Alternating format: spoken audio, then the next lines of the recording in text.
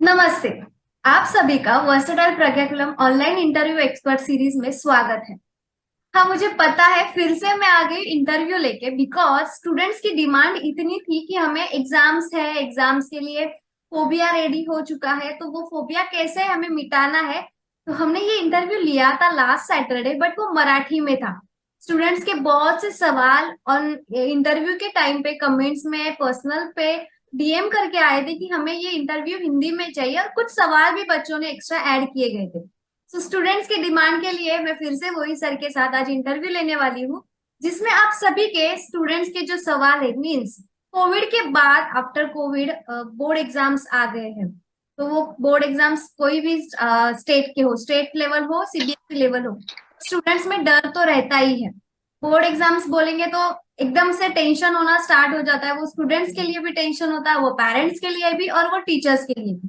But ये सब stress जो है, प्रेशर जो है, टेंशन जो है, वो कम करने के लिए वर्सटाइल प्रज्ञाकुलम आपके लिए ये इंटरव्यू लेके आया है, स्पेशली इन हिंदी। से good bye to exam phobia. और मुझे बहुत आनंद हो रहा है आप सभी को ये बताने के लिए, जो आज हमें यहाँ पे बहुत सारी चीजें बताने वाले उनके एक्सपीरियंस से। उनका टीचिंग का एक्सपीरियंस 30 ईयर्स, 30 ईयर्स से है। और उसी के साथ उन्होंने मॉडरेटर, बोर्ड एग्जाम के लिए मॉडरेटर और चीफ मॉडरेटर भी वो 15 साल, 20 साल से है। तो हमारे जो सारे सवाल है बच्चों ने पूछे गए, वो आज यहाँ पे हमारे जो प्रमुख अतिथि है वो क्लियर करने वाले। सो मैं वेलकम करूंगी जिन्होंने बीएड, एमएड, बहुत सारी चीजें की है और बहुत सॉफ्ट स्पोकन है, हमारे आज के हमारे गेस्ट नीलकंठ खाड़ी। वेलकम सर, आपका बहुत बहुत स्वागत है। वेलकम सर, आपका स्वागत है। अ, धन्यवाद अंकिता। Thank you. आपने हमें फिर से आपका टाइम दिया है, दैट्स वाई। बहुत बहुत धन्यवाद सर आपका कि आपने फिर से, बिकॉज अभी एग्जाम्स है, मुझे पता है टीचर्स का अभी बहुत ज्यादा इंपॉर्टेंट रोल है स्टूडेंट्स के लाइफ में।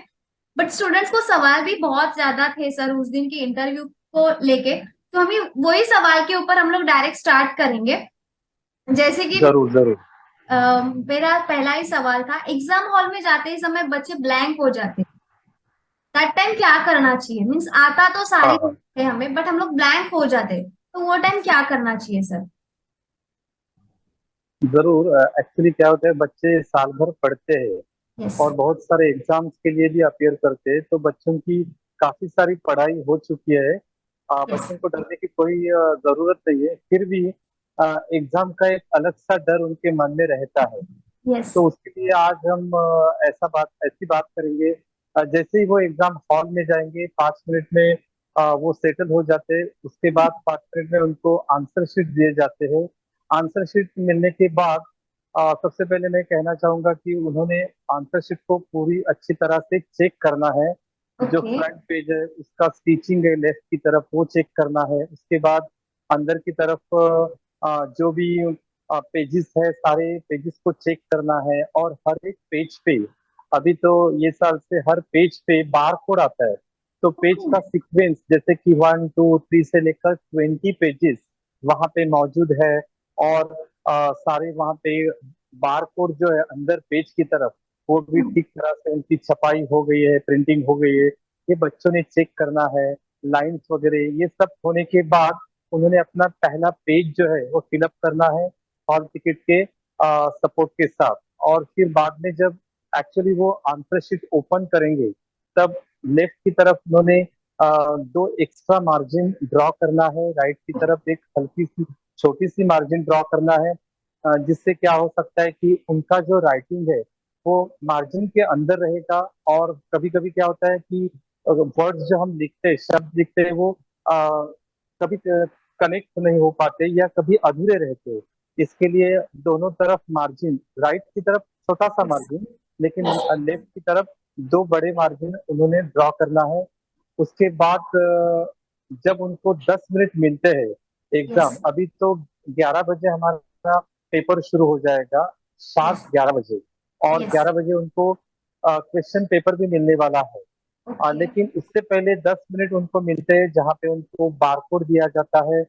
यस। बारकोड मिलने के बाद भी उन्होंने चेक करना है कि मेरे हॉल टिकट का एग्जाम सेट नंबर और बारकोड के ऊपर जो भी सेट नंबर है उसको चेक करना है। और उसके बाद सुपरवाइजर जो है उनके सुपरविजन से उन्होंने बारकोड को स्टिक करना है, पेस्ट करना है। फिर यस। भी उनके पास 10 मिनट बचते तो उस वक्त वो क्या कर सकते हैं? समझो उनको लगता है कि मैं थोड़ा सा ब्लैंक हो गया हूँ, हो गई यस। है, तो डरने की कोई जरूरत नहीं, क्योंकि जो भी हम साल भर पढ़ाई करते हैं वो यस। सारी पढ़ाई हमारे सबकॉन्शियस माइंड में स्टोर हो जाती है। और यस। जैसे ही हम सोचने लगते हैं, मतलब जो पेपर है, विज्ञान एक, विज्ञान दो, जो भी पेपर यस। होता है, कि अपने आप हमें लिंक लग जाती है। और उसी से क्या होता है, जो क्वेश्चन आंसर्स हमने पढ़े हैं उसके आंसर अपने आप याद आ जाते हैं। यस। तो यस। बच्चों को, हाँ, बच्चों को मेरी एक महत्वपूर्ण सलाह है कि आपको ऐसा लगता है कि मैं ब्लैंक हो गया हूँ, तो बिल्कुल डरने की बात नहीं है। जैसे, हाँ, सो लास्ट जो 11 बजे पेपर शुरू हो जाएगा, तो उससे पहले उनको 10 मिनट जो है फ्री टाइम मिलता है, इनफ टाइम। तो उस टाइम उन्होंने क्या करना है, अपना जो आंसर्स उन्होंने पढ़ाई जो की है, जो आंसर्स उन्होंने पढ़े हैं, तो उसको याद करने की कोशिश करना है। जैसे कि कुछ डेफिनेशन है, कुछ गिव रीजन है, या फिल इन द ब्लैंक्स है, ऐसे जो आंसर्स है वो हल्के से याद करने की कोशिश करना है। और करते करते उनका अच्छा से लिंक तैयार हो जाता है, कनेक्शन तैयार हो जाता है, और फिर पूरे आंसर्स उनको याद आ जाते हैं। जैसे मैंने पहले ही कहा कि जो पढ़ाई हम करते वो साइंटिफिकली हमारे सबकॉन्शियस माइंड में स्टोर हो जाता है। और जब हम शांत बैठते हैं, उसको याद करने की कोशिश करते हैं, तो पूरी चीजें हमें याद आती है, और आराम से हम हमारी एग्जाम जो है वो अटेम्प्ट कर सकते हैं। सो स्वीट सर, एक्चुअली आपने बहुत सिंपल तरीके से ये जो प्रेशर है ना वो कम करने के लिए बताया। देन कुछ स्टूडेंट्स ने क्वेश्चंस भेजे हैं सर हमारे लिए, आपके लिए स्पेशली। वो क्वेश्चंस ऐसे हैं, जैसे आपने पहले सवाल का तो मेरा जवाब ये सारे आंसर में बता दिया कि प्रश्न और उत्तर लिखते समय किन बातों का ध्यान रखना चाहिए। हम जब एग्जाम स्टार्ट करेंगे तो क्वेश्चन एंड आंसर्स लिखेंगे, तो हम लोग ध्यान में क्या रखना चाहिए हमें? हाँ, जब क्वेश्चन आंसर्स लिख आप आपको 11 बजे जब पेपर मिलेगा, तब आपने क्या करना है, पहले 10 मिनट जो है, अ, उस 10 मिनट में पूरे क्वेश्चन पेपर को आपने पढ़ना है। और फिर क्या करना है, सिलेक्शन करना है। We have to select the question with proper sequence. For example, जैसे कि 5 में से किन तीन प्रश्नों के उत्तर लिखिए, तो उन्होंने क्या करना है, 5 क्वेश्चंस पहले पढ़ने हैं, और जो 3 क्वेश्चन जिसके वो यस। कंफर्टेबली, हाँ, कंफर्टेबली और कॉन्फिडेंटली आंसर्स लिख सकते, उनको उन्हें यस। चुनना है, सिलेक्ट करना है, और प्रॉपर सीक्वेंस से उन्होंने लिखना है। ये तरीका है। तो पहले 10 मिनट में पूरा क्वेश्चन पढ़ के उन्होंने क्वेश्चंस को सिलेक्ट करना है, और फिर लिखना शुरू करना है। ओके। जैसे आपने लास्ट इंटरव्यू में बताया था सर कि हमें सिर्फ क्वेश्चन नंबर्स लिखने, बट वो प्रॉपरली लिखने, इसके बारे में कुछ हाँ, बता सकते हो आप? हाँ, जैसे कि हम बोलते हैं ना, विज्ञान एक हो, विज्ञान दो हो, या मैथ्स 1, मैथ्स 2, ये जो सब्जेक्ट्स है उसमें उनको पहला जो क्वेश्चन रहता है, क्वेश्चन 1A, तो वहां पे question 1A, choose the correct alternative. और यस। उनको एक फिल इन द ब्लैंक्स और 4 ऑप्शन दिए जाते हैं। तो उस वक्त उन्होंने, they have to take the care, उन्होंने केयर लेना है कि जैसे उनका question 1A, first question fill in the blank, और उनका yes. Option A B C D, उसमें से आंसर डी है, तो उन्होंने पहले क्या लिखना है, question 1A, yes. First, answer D, और डैश करके उनका जो आंसर रहता है, फॉर एग्जांपल ट्रांसक्रिप्शन या हाँ। ट्रांसलेशन, वो आंसर लिखना है। उन्होंने पूरा सेंटेंस लिखना नहीं है। अगर पूरा सेंटेंस लिखेंगे तो उनका आधा मार्क कट हो जाता है, या उनके सारे मार्क्स कट हो जाते हैं। इसके लिए उनका अल्फाबेट लिखना है, अल्फाबेट के सामने आंसर लिखना है। ओके। ओके सर, आपने फर्स्ट जो आंसर बताया, हमें जो बताई बात, उसमें आपने बोला कि हर एक पेज पे बारकोड लगाना है, ये नई सिस्टम है सर कुछ? हाँ, जैसे कि जब आंसर पेपर उनको मिलेगा तो 20 पेजेस का आंसर शीट रहता है एसएससी बोर्ड का। और ओके। हर एक पेज पे उनका स्पेसिफिक बारकोड रहता है। So okay. सपोज, हाँ, कभी कभी आंसर गलत हो जाता है, तो बच्चे क्या करते हैं, डर डर के मारे वो पेज पूरा फाड़ देते हैं। तो ऐसा नहीं करना है। उस पेज को छोड़ के आगे वाले पेज को उन्होंने कंटिन्यू करना है, उसको ओके। कट करना है, और आगे वाले पेज को उन्होंने अटेम्प्ट करके लिखना है। क्योंकि ओके। बारकोड के हिसाब से ही उनका पेपर चेक हो जाएगा, not only on the front page but for each and every page. This year they have started. They have started from this year. Okay okay, that's awesome. Means कोई page हमारा घूम जाता है तो भी हमें पता चलेगा, ये भी है ना उसके पीछे का रीजन।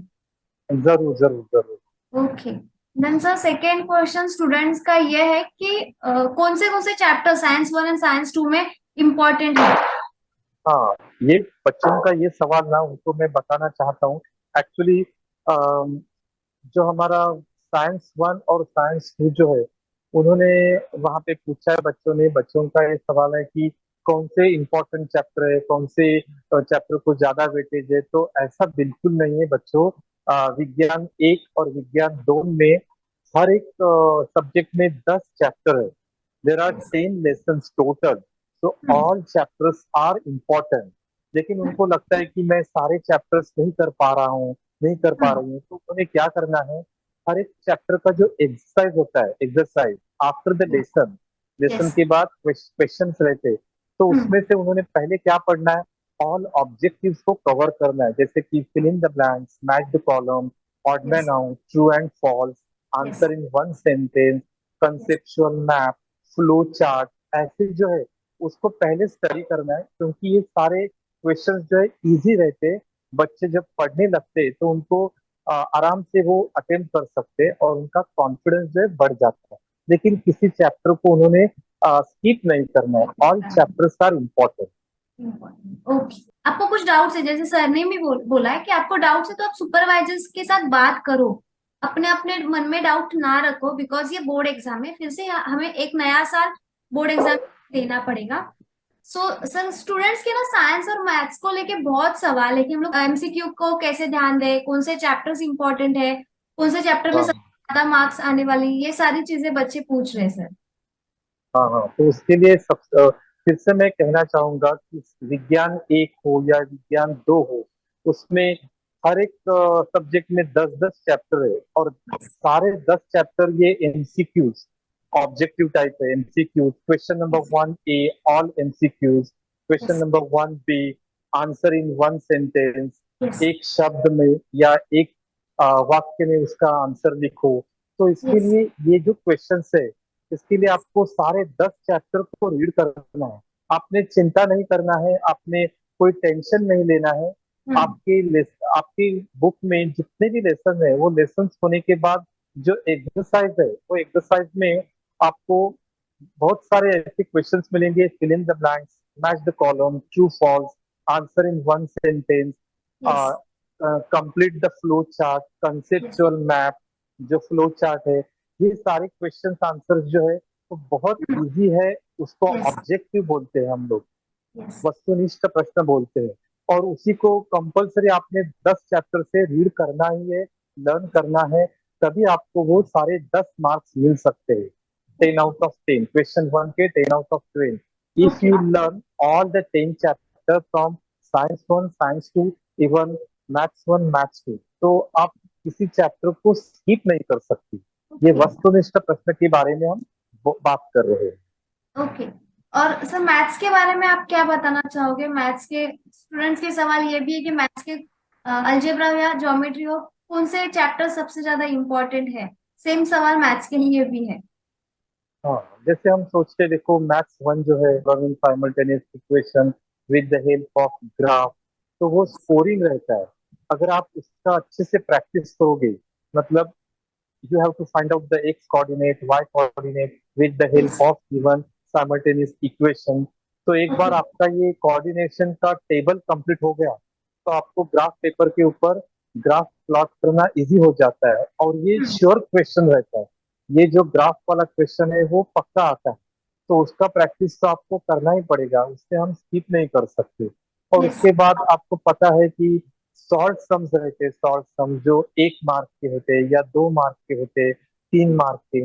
जिन बच्चों को ऐसा लगता है कि मैथ्स में हम अच्छे से स्कोर कर पाएंगे या नहीं कर पाएंगे, यस। तो उन बच्चों के लिए तो मैं कहना चाहूंगा कि 1 मार्क, 2 मार्क, 3 मार्क्स के जो क्वेश्चन है, उसकी पहली तैयारी करनी चाहिए। वो सारे चैप्टर्स आपको लर्न करने ही पड़ेंगे।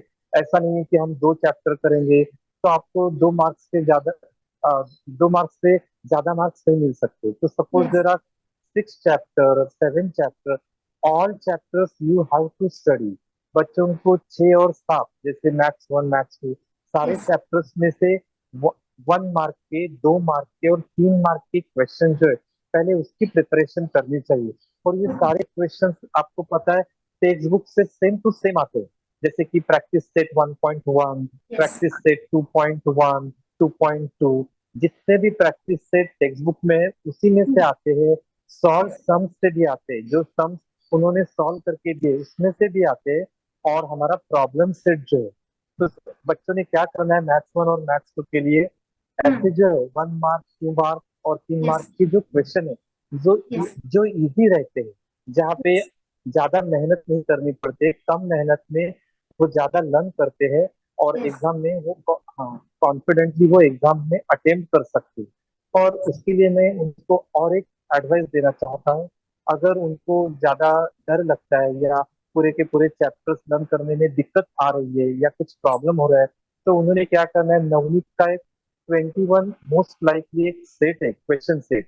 तो यस। उसमें भी सारे, हाँ, चैप्टर वाइज उन्होंने दिया है। Chapter number 1, 1 mark all sums, 2 mark all sums, 3 marks all sums.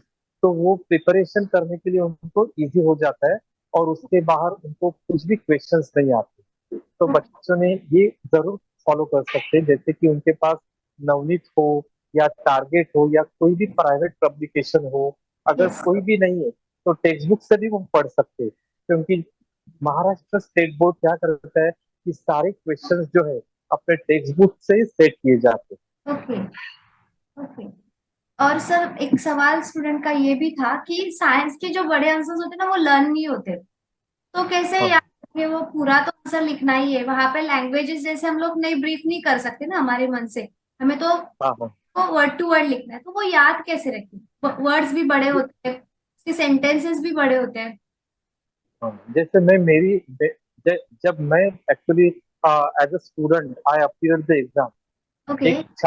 एक छात्र करके मैंने जब एग्जाम दी थी, तो हाँ। मेरा एक मेथड था। बड़े आंसर जो होते एक बार अच्छे से, 1-2 बार उनको अच्छे से लर्न करना है। और एग्जाम के लिए मैं क्या करता था कि उनमें समझो 5 सेंटेंस है, हम्म। 5 सेंटेंस है, तो सेंटेंस में एक या दो इंपॉर्टेंट वर्ड्स रहते हैं। तो वो यस। वर्ड्स को उन्हें याद रखना है। और फिर ऑटोमेटिकली, जैसे मैंने बोला है कि ये हमारा सबकॉन्शियस माइंड जो है वहाँ पे सारा इंफॉर्मेशन ऑटोमेटिकली स्टोर हो हाँ। जाता है। और हाँ, उसमें से दो इम्पोर्टेंट वर्ड हम ध्यान में रखेंगे, तो जब आप आंसर लिखना शुरू करोगे तो आपको हल्का सा अपने आप वो सेंटेंस याद आ जाता है। तो पूरा पैरेट के जैसा रट्टा मारने की जरूरत नहीं है। पूरे 5 सेंटेंस में, हर एक हाँ। सेंटेंस में जो भी इम्पोर्टेंट एक या दो वर्ड है उसको याद रखना तो जरूरी है। ऐसे बड़े आंसर्स में वो कर सकते हैं। और दूसरा मैं कहना चाहूंगा, विज्ञान 2 में specially I am the chief moderator for science 2, विज्ञान 2 का मैं चीफ मॉडरेटर हूँ। तो वहां ओके। पे हम डिवाइड करेंगे, तो बायोलॉजी एंड ईवीएस, ओके। पर्यावरण और जीव शास्त्र, ऐसे दो विभाग में उनको डिस्ट्रीब्यूट किया है, डिवाइड किया है।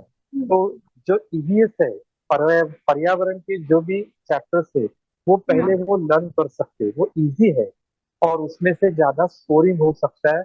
वहां पे वो पर्सनल आंसर भी लिख सकते हैं। मैं एक क्वेश्चन और आंसर आपके साथ शेयर करना चाहता हूँ। Science 2 lesson number 9, social health, ऐसा एक चैप्टर है। तो वहां पे उनको ऐसे सारे क्वेश्चन है, जैसे कि आपकी बड़ी बहन 12वीं कक्षा में पढ़ रही है और उसको थोड़ा टेंशन स्ट्रेस आ रहा है, तो आप हाँ। क्या करोगे? ऐसे सिचुएशन में आप क्या करोगे? देखिए ना अंकिता जी, ये तो जनरल क्वेश्चंस है। यहाँ हाँ। पे उनको, हाँ, उनको खुद लिखना है, लेकिन they should write scientifically correct. Yes. उन्होंने, यस। हाँ, शास्त्रीय आधार पर उन्होंने लिखना है। जैसे कि वो कह सकते हैं कि मैं अपने बड़ी बहन को ऐसी सलाह दूंगा कि उन्होंने एग्जाम का टेंशन नहीं लेना है, स्ट्रेस नहीं लेना है। आ, और फिर जो भी पढ़ाई की है उसको शांत बैठ के रिवाइज करना है। यस। फिर बाद में, हाँ, ये एक पॉइंट हो सकता है। फिर बाद में दूसरा पॉइंट वो ऐसे ऐड कर सकते हैं, घर में जो बड़े लोग हैं उनके साथ थोड़ी हल्की सी बात कर सकते हैं, कुछ म्यूजिक सुन सकते हैं, कुछ छोटा सा कार्टून जो है 5 मिनट 10 मिनट के लिए देख सकते हैं। इससे क्या हो सकता है, उनके मन में जो डर है, स्ट्रेस है, वो निकल जाता है और वो फ्रेश हो जाते हैं, और उनका आंसर पढ़ने का जो तरीका है वो फास्ट हो जाता है। ये मैंने क्यों बताया, क्योंकि ऐसे साइंस टू में 4 चैप्टर है, 4 5 और दूसरे 9 एंड 10। ये 4 चैप्टर में से उनको 20 मार्क में स्कोरिंग कर सकते हैं, 20 मार्क। और उसमें उनको खुद के मन का, हाँ, खुद के मन के आंसर लिखना है, बट शास्त्रीय तौर पे लिखना है, scientifically yes should be correct. Actually sir, बहुत अच्छे तरीके से आपने बहुत सॉफ्टली सब बता रहे हो। मुझे ऐसा लग रहा है बहुत इजी है सब ये 10th एग्जाम में। बहुत ही इजी। 10th दिया था तो मैं टेंशन थी, जैसे आपने ज्योमेट्री का बताया, अलजेब्रा का बताया, मुझे कुछ नहीं आ रहा था, मैं ब्लैंक थी उस टाइम। मुझे वो मॉडरेटर जो थे ना, उन्होंने बताया था, एग्जामिनर थे, उन्होंने बताया था कि आपको शांत बैठना है, 10 मिनट का ब्रेक लो, देन आप स्टार्ट करो, ब्लैंक होके अच्छा। नहीं लिखना है, बिकॉज कुछ नहीं आता फिर। एक्चुअली सर कुछ भी नहीं आता है वो टाइम। अभी लैंग्वेज को लेके स्टूडेंट्स के क्वेश्चन है कि लैंग्वेज का पेपर जो होता है वो कंप्लीट नहीं होता है टाइम में, तो कैसे लिखना है, टाइम होता नहीं है हमारे लिए, ऐसा लगता है अरे बाप रे टाइम खत्म हो गया, अभी तो हमारा पेपर बहुत बैलेंस है। दैट्स टाइम क्या हाँ, लैंग्वेज के लिए स्पेशली। हाँ, हाँ, फिलहाल इस बारे में हम कहना चाहेंगे, मराठी हो, हिंदी हो, इंग्लिश हो या संस्कृत हो, हिंदी संस्कृत हो, सारे लैंग्वेज में अभी उनको एक्टिविटी शीट ऐसा पेपर आता है, क्वेश्चन पेपर जो बोर्ड ने सेट किया है, वो एक्टिविटी शीट शीट के ऊपर सेट किया है। मतलब बराबर। क्या है, उनको, हाँ, उनको पैराग्राफ दिया जाता है, पैराग्राफ के ऊपर क्वेश्चंस उनको पूछे जाते हैं। उसमें भी कुछ फ्लो चार्ट्स रहते हैं, आकृति रहती है, और पैराग्राफ को, परिच्छेद को रीड करके उन्होंने आंसर क्वेश्चंस को अटेम्प्ट करके आंसर्स लिखना है। इतना इजी मेथड आया है, तो बच्चों ने इतना वहां पे ध्यान देना है। जब वो पैराग्राफ पढ़ते हैं तो पहले 10 मिनट में पैराग्राफ का रीडिंग उन्होंने खत्म करना है, और वहां पे उनको जिस सेंटेंस में कुछ इंपॉर्टेंट महत्वपूर्ण शब्द दिखाई देते उनको अंडरलाइन करना है, और बाद में उन्होंने क्वेश्चंस को रीड करना शुरू करना है।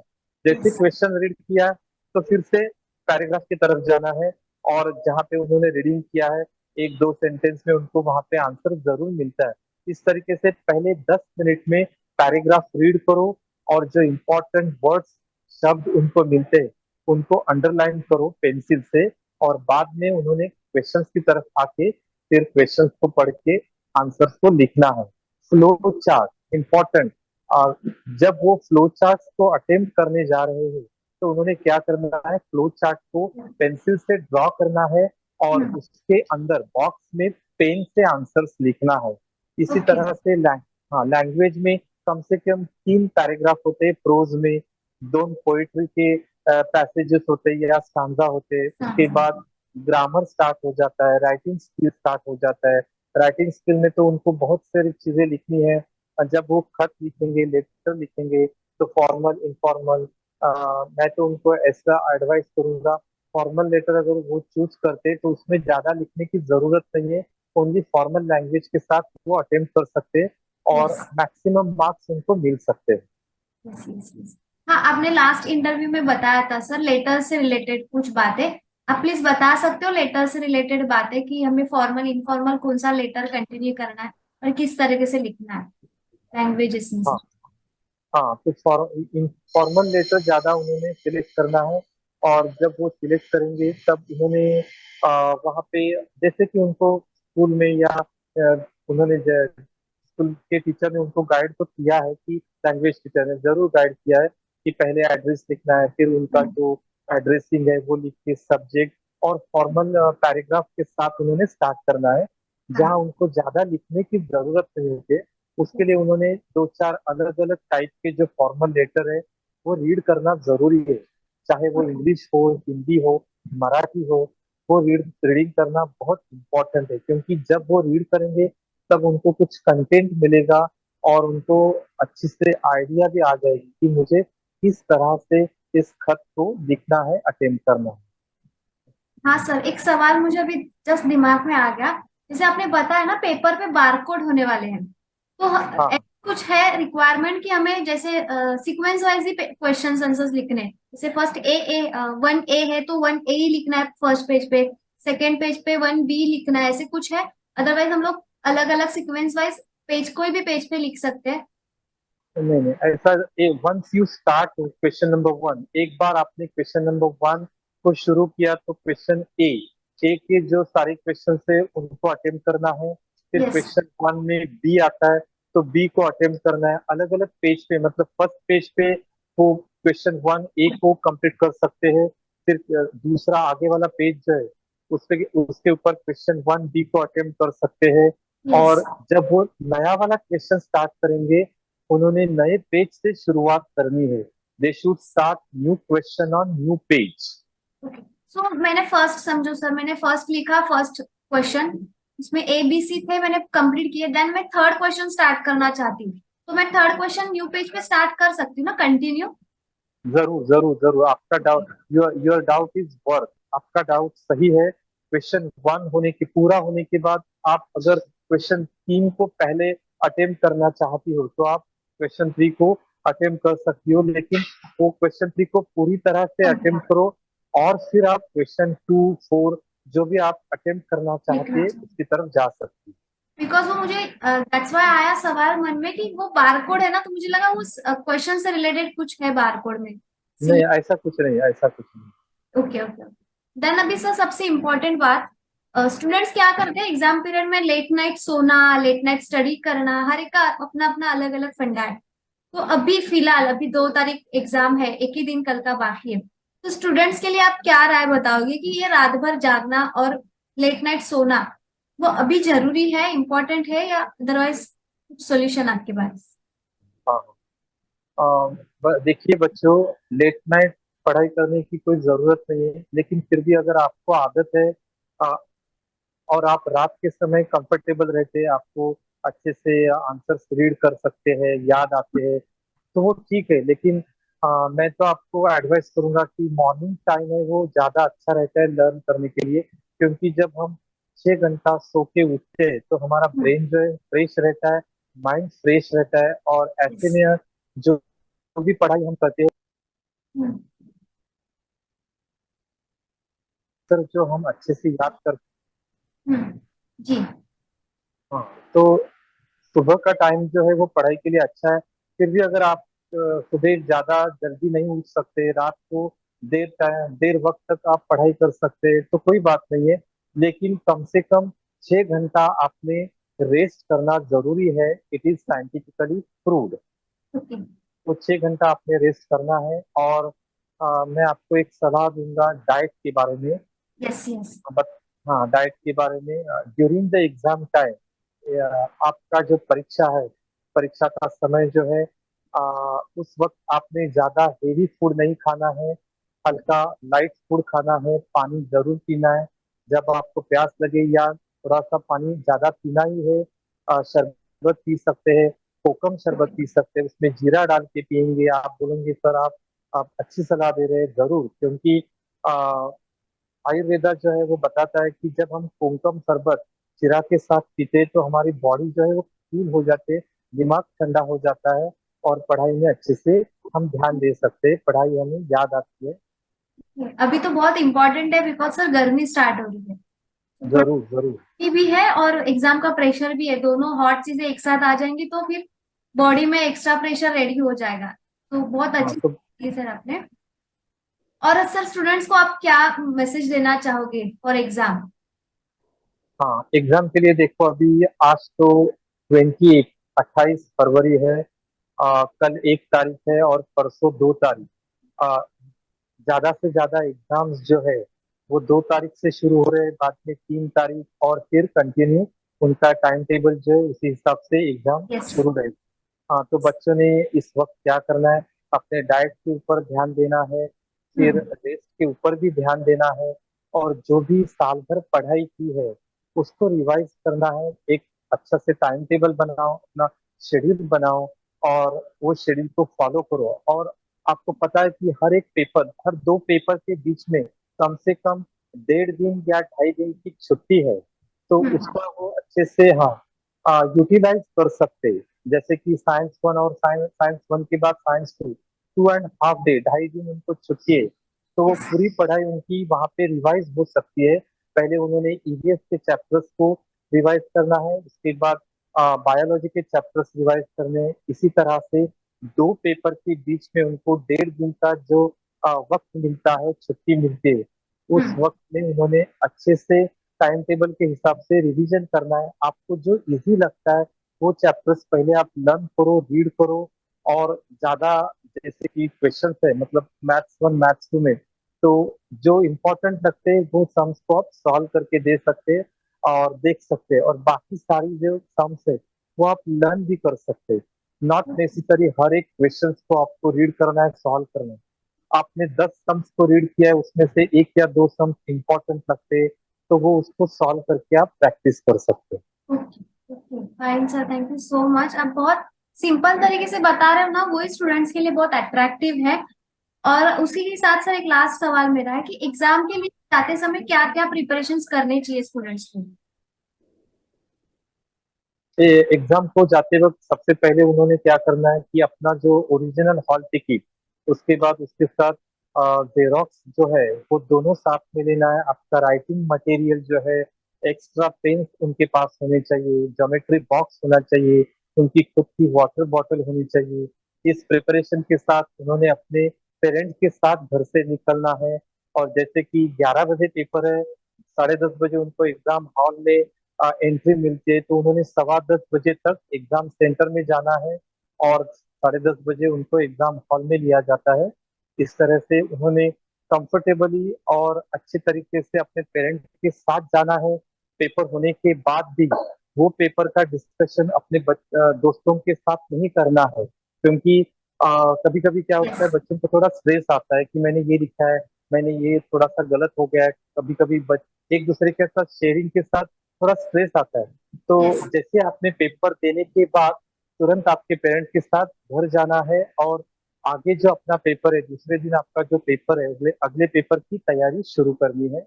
अपने यस। दोस्तों के साथ उस वक्त कुछ भी डिस्कशन नहीं करना है। नहीं करा। और एक और एक इम्पोर्टेंट मैं बात बताना चाहूंगा, घर से निकलने से पहले बच्चों ने अपने मम्मी पापा के पाँव को छूना है, उनका यस। आशीर्वाद लेना है, भगवान का आशीर्वाद लेना है। Because God is great and our parents are actually always they bless to us. हमारे माता पिता का आशीर्वाद हमेशा हमारे साथ रहना चाहिए, वो रहता यस। ही है। और उस कारण हमें उनको पहले वंदन करना चाहिए और फिर एग्जाम के लिए घर से निकलना चाहिए। सर सर एक लास्ट पेरेंट्स के लिए सवाल है, पेरेंट्स से रिलेटेड है कि एग्जाम हॉल के बाहर आने के बाद पेरेंट्स ने बच्चों को पहला सवाल क्या पूछना चाहिए। जैसे कि होता है पूरा पेपर लिखा, क्या छोड़ा, कितना मार्क्स का लिखा, कितने मार्क्स का नहीं लिखा। ये सुनने के बाद डर जाता है ना, तो पेरेंट्स हाँ ने हाँ, क्या जरूर जरूर। करना चाहिए। अंकिता जी, आपका ये सवाल बहुत ही इंटरेस्टिंग है। जरूर, as a parent I would like to suggest, मैं भी एक पेरेंट हूँ, तो मैं सारे पेरेंट्स से ये कहना चाहूंगा, अपना बच्चा जब एग्जाम देके बाहर आता है तो बिल्कुल उसको कुछ एग्जाम के बारे में कुछ मत पूछो। बेटा कैसे हो, ठीक हो, एग्जाम अच्छा था, ठीक है। हल्की सी दो बात करके उसको अपने साथ घर लेके जाना है। उसको आराम से पहले मतलब उसका लंच वगैरह जो है करने के बाद थोड़ा रेस्ट करने के लिए बोलना है, और आगे के पेपर के लिए तैयारी करो। बस इतना उसके साथ बात करना है, क्योंकि बच्चा कंफर्टेबल होना चाहिए। यस। यस, एक्चुअली बहुत ये इम्पोर्टेंट है। ये कंफर्टेबल वर्ड छोटा है बट बहुत इम्पोर्टेंट है। जब हम एग्जाम के लिए जाते हैं, एग्जाम्स हॉल के बाहर आने के बाद हमें ऐसे कोई पूछता है, वाह कैसे हो गया एग्जाम, चलो खाना खाते हैं, तो ये सुन के भी बच्चे बहुत कंफर्टेबल होते हैं। एंड आई थिंक बच्चे खुद स्टार्ट करेंगे बोलने के लिए, मम्मी मैंने ये लिखा, पापा मैंने ये लिखा, ऐसे गया एग्जाम, वैसे गया, ये जरूर बोलना स्टार्ट जरूर करेंगे। जरूर जरूर, यू फ्रेंड आर की एब्सोल्युटली जरूरत राइट। है। जरूर, क्योंकि मेरा पर्सनल एक एक्सपीरियंस मैं शेयर करना चाहता हूँ। Sure sir. मेरे बेटी ने जब नीट का एग्जाम दिया था, यस। तो जैसे कि वो एग्जाम दे के बाहर आ गई, तो मैंने बिल्कुल उसको कुछ नहीं पूछा। हम दोनों ने वाह। उसके साथ एग्जाम के बारे में कोई बात नहीं की। मैंने सिंपली उसके सर पे हाथ रखा, मैंने बोला बेटा आपका पेपर बहुत ही अच्छा था और आपने अच्छी तरह से एग्जाम दिया होगा, और आपको अच्छे मार्क्स मिलने वाले हैं। अभी हम घर जाएंगे और एंजॉय करेंगे। तो she was very comfortable with that yes, situation. Totally agree. Yes, yes. Then next time से उन्होंने खुद आपको बताना स्टार्ट किया रहेगा, पापा मैंने ये लिखा है, पापा ये है। जरूर जरूर। तो वैसे हाँ, था। वो खुद, हाँ, उसने खुद बोलना शुरू किया, मैंने इतना लिखा उतना लिखा, और मेरे इसमें से एक दो चार क्वेश्चन जो है वो मेरे से स्किप हो गए, लेकिन वो खुद बताने लगे। But yes, when she was sharing she was happy. Yes, yes, comfortable, actually she was comfortable, हाँ, कंफर्टेबल थे। ये बहुत इंपॉर्टेंट है हर एक पेरेंट्स के लिए। मुझे पता है पेरेंट्स भी उनके फ्यूचर के लिए, हमारे हमारे लिए, हमारे स्टूडेंट्स के लिए, फ्यूचर के लिए ही बोलते हैं पेरेंट्स। मीन्स वो रॉन्ग नहीं होते, बट वो टाइम थोड़ा डर रहता है बच्चों में, तो उस टाइम उन्हें थोड़ा रिलैक्स करो। वो रिलैक्स हो जाने के बाद हम लोग आगे तो बात करेंगे कि कैसे था पेपर, कैसे नहीं हुआ। यस, थैंक यू जरूर जरूर। सर। आपने आपका, फिर से मैं थैंक यू बोलना चाहूंगी कि आपने आपका टाइम, इतना इंपॉर्टेंट टाइम है वो दिया, और हमें बहुत सारी चीजें कंफर्टेबली एक्सप्लेन की है और बताई भी है, दिखाई भी है। आई होप हर एक स्टूडेंट का जो डाउट लास्ट सैटरडे था, उसके लिए मैं भी सॉरी बोलना चाहूंगी, क्षमा मांगना चाहूंगी कि हमने मराठी में इंटरव्यू कंटिन्यू किया, बट सर ने मुझे फिर से बोला कि मैडम हम लोग हिंदी में इंटरव्यू करते हैं। मैं भी बहुत एक्साइटेड थी बिकॉज स्टूडेंट्स के बहुत ज्यादा सवाल थे।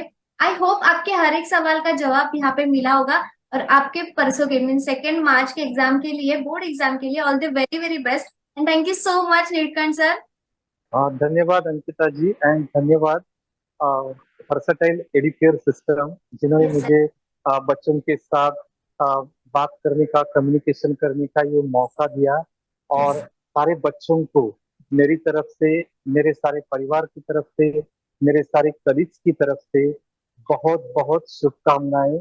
Wish you all the best for your entire exam. God bless you children. Thank you sir, thank धन्यवाद। You much, thank you so much.